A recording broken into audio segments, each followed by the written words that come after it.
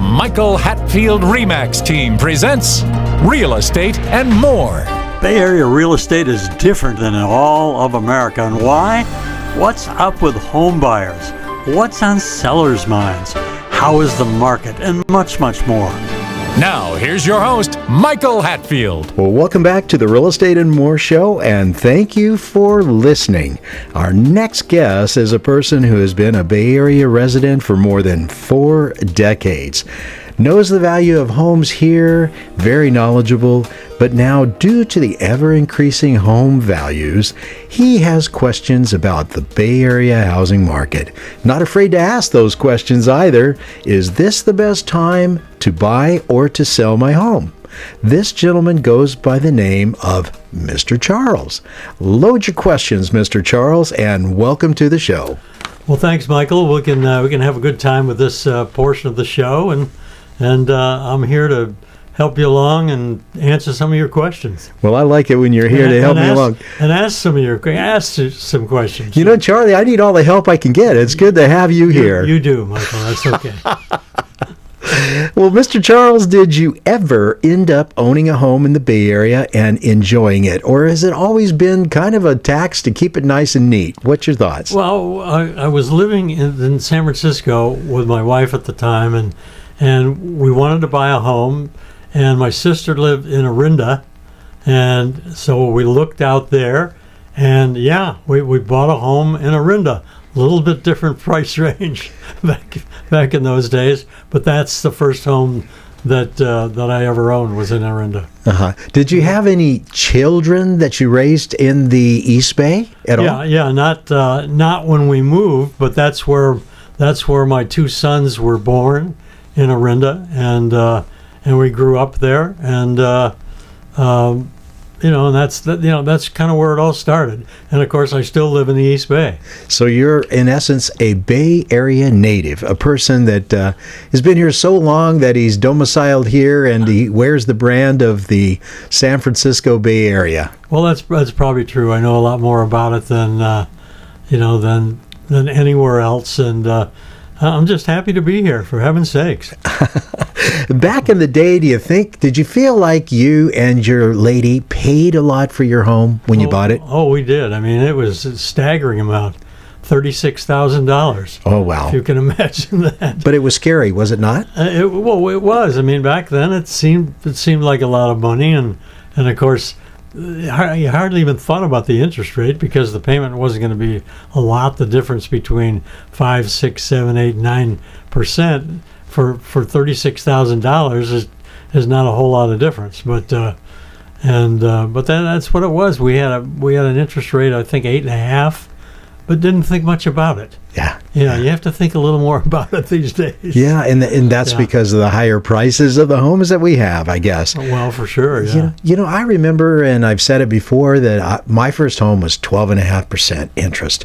Yeah. And I didn't think a whole lot about it at the time. I just wanted to know that I could make that payment. That's all that mattered. Not get thrown out. It's a little embarrassing to get thrown out of your home, but, things happen in life. And I do remember it wasn't seemingly as big of a deal back then as it is now. Our buyers are just overwhelmed by looking at 6.5 to 7%. They think that the end of the world has happened. Don't you agree? Well, maybe so. It's a lot different than back in the day, and of course the prices of houses. I was just thinking not too long ago that in where we lived in Orinda, for the price we paid, if it was now, we could buy the entire neighborhood. It's a little bit funny the way things have changed, is it not? It's a lot different. It sure is. Well, you had a question for me, I think, and I'm sitting here ready for it. Okay. Well, I thought we would begin with a little perspective, and let's say you wanted to buy it, kind of a typical house now in the Bay Area. Let's call it $1.5 million. You put 20% down. That's $300,000, wherever you get the $300,000. So you want to finance $1.2 million in today's world with a 30-year fixed mortgage. Let's say that's going to be around 7%. 7% now compared to what it would have been not that long ago at 3%. What's the difference in the mortgage payment about? It's a lot of money. That's a lot of money. Okay. Yeah, it's a lot of money. You got that down. But the important thing to realize is that the 3% was the lowest ever. That in my 6 decades of looking at it, as well as looking back at the historical numbers of it. And I don't think we're going to see, 3%, 2.5% for some period of time. We're just not going to see it again. So the buyers have to look at their own game at the time, the game being what is the market, what is the mortgage market, and what do they have to pay to borrow money? What are they going to pay as rent on the money? So, let's live in the real world, and the real world is 6.85%. Payments on a $1.2 million loan at 6.7585%. They're about $7,700 a month, principal and interest. A bit more than you'd be paying at 3%. A bit, yes. Yeah, and I just don't want to think about it too much. No. People don't. I have one of those low mortgages, and I don't even like to think about it anymore. What would what we'd have to do if we had to refinance at 7% or whatever it is? Would just hold on, which we don't. So just hold on to it, Mr. Charles. That's the easy answer, Michael. Yes, sir. I like easy. It's easy, that's for sure. If now you work with a lot of sellers, a lot of buyers, just a lot of people, and if you're working with a seller, let's say, then how do you determine what price to price the house? And then if you're working with a buyer, and then what price to pay? How do you kind of balance all that out a little bit?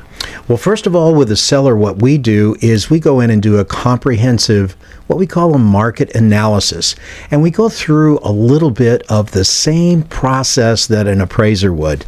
We would take a look at the homes that have sold in that exact area within the last 90 days, or we can expand that a little bit if it needs to be in order to get enough comparisons. So we look at the homes that are sold, we look at the homes that are pending. That means that they're in contract for sale, and then we also look at the number of actives.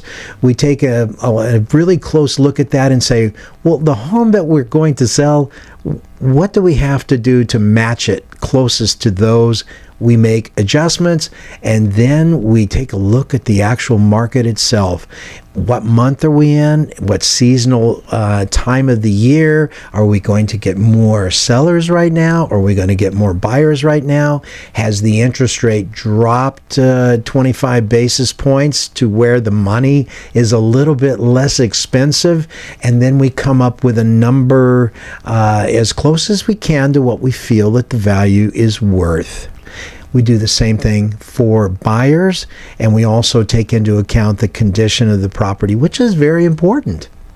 Do you get very many people that, let's say their home is, you have a selling price of $1.5 million. Do you get to very many people that will bid under that? Can say, well, we like it, but we'll give you 1.2. Do you get many people that do that? It's very interesting you brought that up. Some people, some cultures, they're going to try as hard as they can to get a deal, and they don't live in the real world of the real estate market. We do. We see our buyers take a look at the internet, and the internet gives them some information right, wrong, or different, or outdated, and they come to us and say, okay, let's make an offer on this home. Let's pay $1.3 million for this one that's on the market for $1.5 million. The realistic approach is to see, hey, what are these homes selling for? Because if you give an offer for 1.3 to a seller that's asking 1.5, and it's a seller's market, I think the word is somebody is going to be upset. Yeah, they're probably waiting for the buyer that comes in and says, well, I'll give you 1.8 for it right now, so let's close the deal and see what happens. So. Exactly correct. It's a tough one. Exactly correct. And that's just another reason why you need to have an experienced realtor working for you, an experienced agent. There is a lot to the process, and you really, I hate to say it, you don't know what you don't know. You have to use some faith, and that means get an agent that you trust, that is experienced, and that you believe what they say, not what you read from the Z sites, the R sites, those kind of things. I mean, it's good to take it with a grain of salt, then ask the boots on the ground person. And then what about, you hear a lot about closing costs and whatever they are, and who pays that? Is that the buyer, the seller, or you as the agent? I mean, who pays the closing costs? Well, and what are they? Well, Mr. Charles, you're asking some really great questions here. I got to watch myself with you. The lion's share of closing costs are they consist of the proration of the taxes, but that's not really closing costs. No. What really closing costs are the escrow fees. And escrow fees and the title insurance, the miscellaneous costs of couriers, this kind of thing is what's included. When you look at a closing statement, you will see, that the compensation to the agents on both sides is included on the seller's closing statement. On the buyer's statement, you don't see that at all.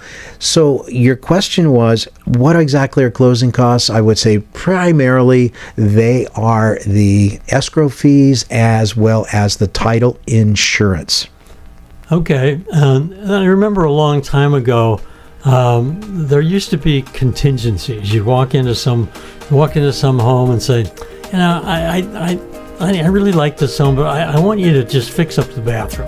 I want you to completely fix up the bathroom. We'd like a different shower and all of that. So we're not going to buy the house without that happening. And how much of that do you get these days? We're going to take a short break. We'll be right back. Welcome to the Real Estate Minute with RE/MAX expert Michael Hatfield. Michael, what traits should we look for in selecting an agent? Look for a deal maker with a positive attitude who will work tirelessly for you. An agent who is adept in multiple offer situations, drafting contracts, marketing and advertising a client's home, is familiar with multiple cultures, experienced in mortgage financing, inspections, and escrow, is a huge asset to his client. What can you do as a plus for clients? Your agent is your eyes and your ears, one who works behind the scenes on your behalf, a great attitude, working well with others, and keeping clients' priorities number one is a given for us. Call 925-322-7775 now to schedule an appointment or complimentary home analysis. For excellence in real estate, call the Michael Hatfield RE/MAX team at 925-322-7775 or go to michaelhatfieldhomes.com. Now let's get back to Real Estate and More with your host, Michael Hatfield. We don't get a lot of it from buyers because buyers that are smart, that we represent, recognize that at this moment we are in a seller's market. The last buyers that we represented, there were 11 offers. We were fortunate to win that offer. That's another reason you could use an experienced agent in this market. But they don't ask for more than what is realistic as buyers. Where sellers, they know where the market is, and the buyers know where the market is. So you want to go about getting that deal put together over and above the other 10 offers that come in. Yeah, so you wouldn't get somebody that says, I'll buy this house, but you need to put a new roof on it. Yeah. So. Well, sometimes what they will do is that if the home looks like it's going to go for, let's just use your number, $1.5 million, they'll say, oh, this home needs a new roof. The seller may be sympathetic, increase your sales price to cover a portion of that, and make that well known through your agent to go to the other agent, to go to you as the seller, and then you can participate in something like that makes sense. But in a seller's market, sellers don't want to do what they would do like back in 2008 when there were tons and tons of homes around. Back then it was different. That was a buyer's market. Okay, so the situation today is then there's just not a whole lot of contingencies to get into because you feel the person behind you is not going to have that contingency, and you're just not going to buy the house. So, Interesting when you say contingencies. For a buyer and seller, and in the contract, the actual residential purchase agreement is an as-is agreement. It's 16 pages, just the basic agreement alone, and it has 3 contingencies in there, 3 basic contingencies, and meaning that in times where the buyer might want to ask for those contingencies, certainly in this time right now, they may not want to ask for them, and they may want to take the risk of releasing their contingencies. Those contingencies are: 1, investigations. That means that the buyer wants to take a look at everything that they can, such as a pest report, such as a home report, such as something like a roof report, and if it has a pool inspection. There's a few other ones that can become contingencies underneath that term investigations contingencies clause. And lately we see buyers that are offering that have seen the reports because the seller's smart enough to put those reports out there ahead of time and have them done. And they will go in without that contingency. Second one is an appraisal contingency, because if the appraisal doesn't come in at the value of the contract, the buyer will have to come up with a little more cash to put into equity to make the deal work. That's the appraisal contingency. The last contingency is the loan contingency. What happens? You get down the road, the bank says, hey, Mr. Charles, I don't want to loan you that money. Your hair is gray and we don't like you today, and it doesn't go. And then you can remove yourself from the contract and not lose part of your earnest money deposit. That earnest money deposit usually is put into escrow within about 3 days of the time that you agree to a contract. Okay, if you were representing a buyer, is it a good idea to stage a home, and what does that mean? I mean, what all do you do, and how much could that cost? Well, staging a home is something I would say, always do. I could always say always, because then something will come up and we don't. But a normal home that's in decent shape, we definitely want to stage. We've had stagers on the show. They are also, and people don't really realize that, those people are interior designers. They have an idea far and beyond what most people do of what is most desirable to the best and the most number of buyers. So we definitely stage. We get them in there right at the very early. We're actually having it done on a very nice townhouse that we have on Concord Walnut Creek border. We're having that done. The home is getting ready to get on the market real soon. Well, and typically, what would a staging cost? And tell me what some of the things it would include. Would it include, for example, painting the inside of the house and things like that, or putting in new carpeting, or a new kitchen floor, or I guess that may be a little above staging. But we're going to take a short break. We'll be right back. RE/MAX. And here's Michael Hatfield. Business owners, have you considered how important the appearance and impression your offices make to prospective customers? Appearance and impression are critical to clients, thus to your overall success. If your company could use that warm, inviting, and welcoming appearance, I have an amazing complex of offices just listed for lease in the quaint town of Danville. Freshly remodeled, meticulously built, the 3,700 square foot space enjoys incredible street exposure, front and side entrances, abundant parking, reception, conference room, 11 individual offices, even a team member kitchen. This premium space is located in a blue ribbon building maintained by the renowned Sherman Properties Group. Waste not 1 minute. Call us now. Get help with buying or selling by calling the Michael Hatfield RE/MAX support team at 1-800-800-5763. That's 1-800-800-5763. And now, back to our show. I suppose the buyer could ask for anything. So But then the buyer has to be careful that there's not somebody standing behind him that's saying, we don't care about that. Yeah. We'll buy it sight unseen. So you have it down to a T. Absolutely not. The staging does not include painting floors, cleaning the windows, cleaning the house, anything other than having a really nice package by room of what is determined that would be best for most of the buyers that would be buying that particular type of property. Okay, and you would be one to help with all that. You can you sort of know what people are like, and you figure out all their furniture has to go out or not. Other furniture comes in, and there could be some other things that you suggest, and so it's not one size fits all for this. Absolutely not. And the level of improvements that you need to make in order to make the home palatable before you add the staging is absolutely the biggest part of what we do as agents. We see the property and say, well, this thing this house needs to be torn down and build another one, and then here's what the value will be. No, I'm kind of pulling your chain on that one, but in essence, we take a look at it, and we have one now in Pleasant Hill that we just went through and inspected. It's part of a trust sale. The older lady had passed, and the home has all of her belongings in there. What we do is we have people that can help with this. We have the contents and the personal belongings removed and taken away to storage or to an heir or beneficiary's home or to your house, not my house.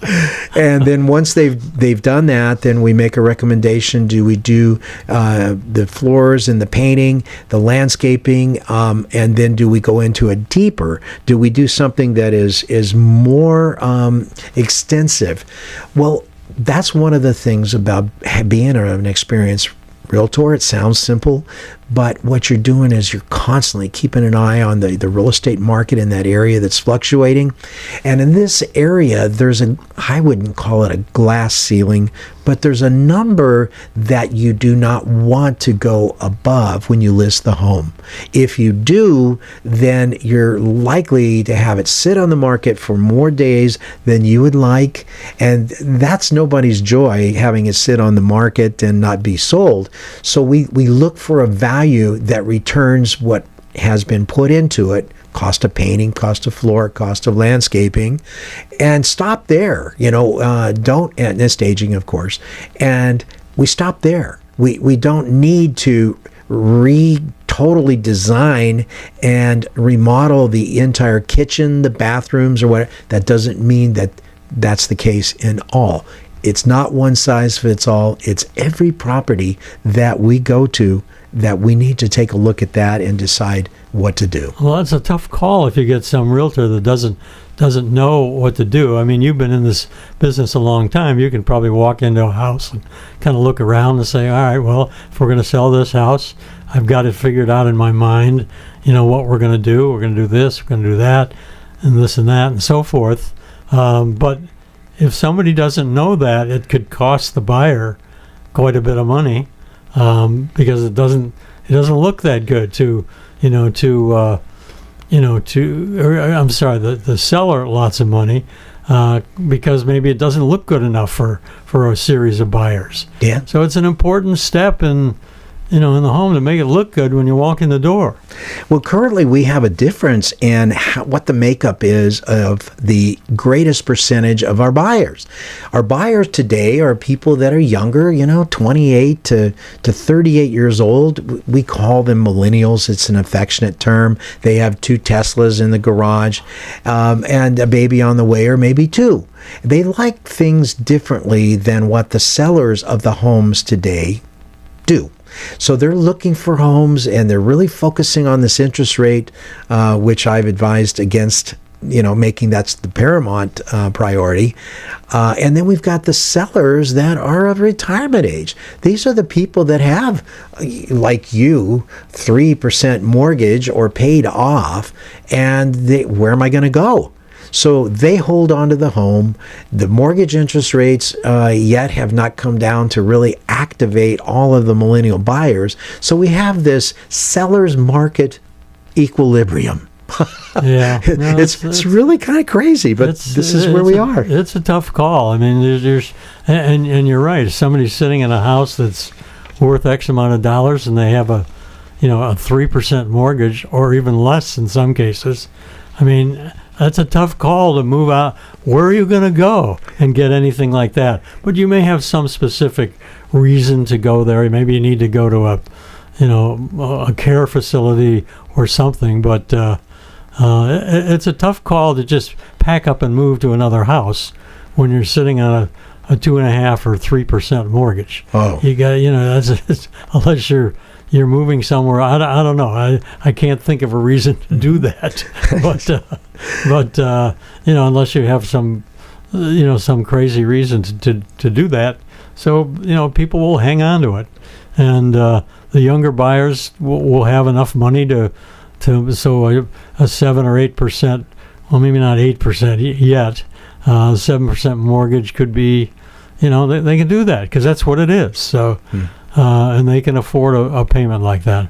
So I think one of your questions that we talked about before we went on the air was, is it a time to buy or is it a time to sell? You know what? I think it's both. I think that in the San Francisco Bay Area, we are going to continue to see growth, and especially increases in property value, home value. In March, as an example, the home values versus March of last year, they actually went up 10.3% for California alone. Well, okay. And then, the other thing I was going to ask you too is you do hear a lot of radio and TV ads that say, we want to buy your house in any condition. We don't care if it's falling apart, if there's tenants in there that aren't paying their rent, whatever it is, we'll buy it. You don't have to do anything. Don't worry about a thing. So how does that work? Is that going to be a problem? Does anybody do that? Not too many people. I'm not saying don't entertain a look at it, but again, what they proposing, I just think that it's best to vet your home on the market, or at least be in a position to where people that you're discussing that want to buy your home are people that you trust. And with this type of operation, I think that a lot of people end up receiving less in proceeds as a seller than what they would by using a full service real estate professional. Well, I guess if they're in a situation where, look, they just have to get out of there, they're moving to France or whatever it might be, and they just don't care that much about it. The place could not be good, but they don't care. So they just want to get out of there, and so the idea of somebody coming in there and just doing it, they don't have to do anything at all, may appeal to them. Certainly, probably not most people, but I guess that could happen. It could happen. Who's to know what is in the seller's mind or in the buyer's mind? Our job as real estate professionals is to get the maximum amount of proceeds for the seller, and for the buyer, keep as many of those coins in the piggy bank as possible. That is our job. Simple enough. Absolutely. Yeah. Mr. Charles, in summary, have you gleaned anything from today and being a resident for the last 150 years? No, I'm sorry. That's what it feels like. What words of wisdom would you like to say to our listeners? Well, owning a home is certainly a lot of fun, and if you can do it, fine. But I think you really have to, know what you need. You know how much money you have to spend, but you have to, talk with a realtor that knows where to go in the Bay Area. If you've lived around the Bay Area for a long time, you may have some ideas, but you need some help. You just can't do this yourself unless you just like to do that and you don't care much about money. But if you want to get the best value, they've got to find somebody like you that can help them get there. Yeah, that doesn't mean that they have to use us. It just find someone that is experienced in this.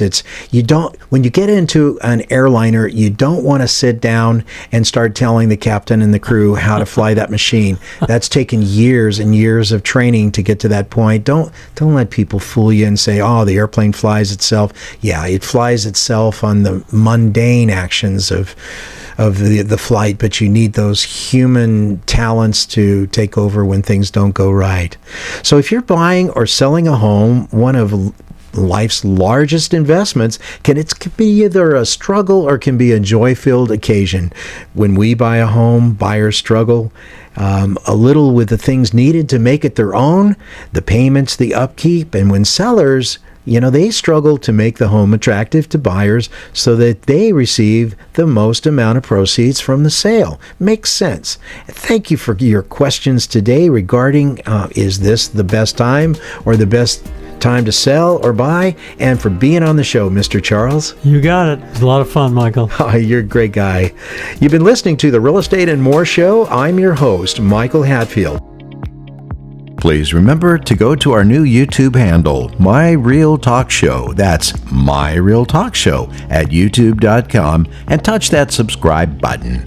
You can also find past aired shows at our handle, My Real Talk Show, on youtube.com. I hope you'll tune in next week, and in the meantime, have a blessed week.